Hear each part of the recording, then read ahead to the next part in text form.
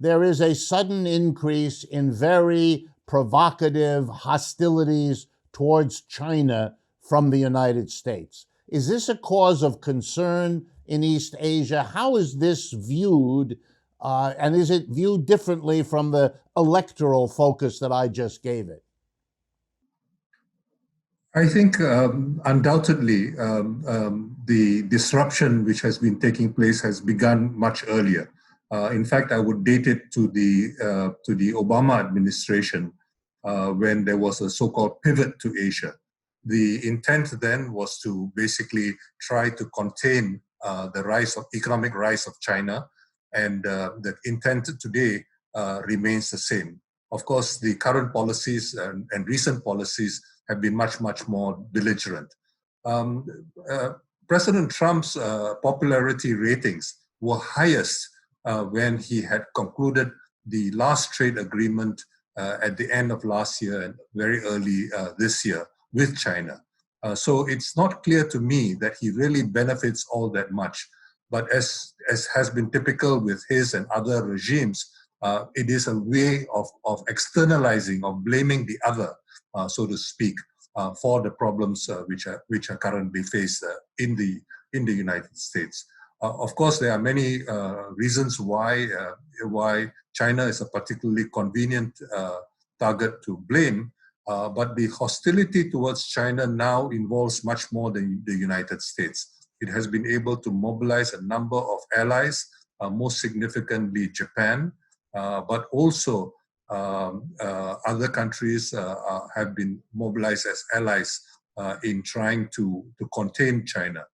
And this, of course, creates a lot of problems, particularly for East Asian countries, including Southeast Asian countries, which have been involved in what are called supply chains.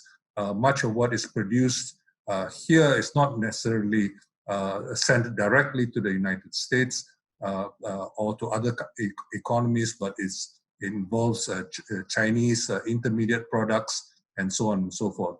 Many of these supply chains are likely to be disrupted by the hostilities, and these hostilities have involved Japan as well. Japan has called upon its companies investing in China to withdraw from China and to either onshore them, that means locate in Japan, but because you have virtual full employment there, and you also have very high labor costs in Japan, it is more likely that they will locate elsewhere. But the disruption has been quite serious. But very importantly as well, it is quite possible that a desperate president may resort to actually trying to have a so-called limited military conflict. And this bothers me a great deal. Those of us in Southeast Asia see such a military conflict as most likely to begin in Southeast Asia.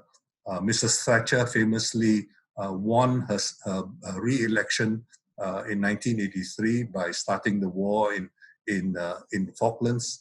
And of course, George Bush turned his electoral fortunes around to get re-election with the Iraq War. So the use of war, of military conflicts for political advantage is not particularly new, but is very worrisome, particularly for us.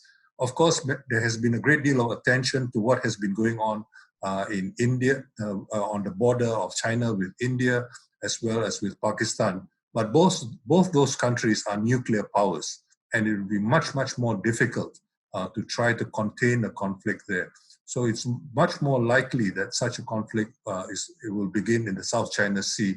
And this is part of the reason why there's a great deal of concern and trepidation in this part of the world.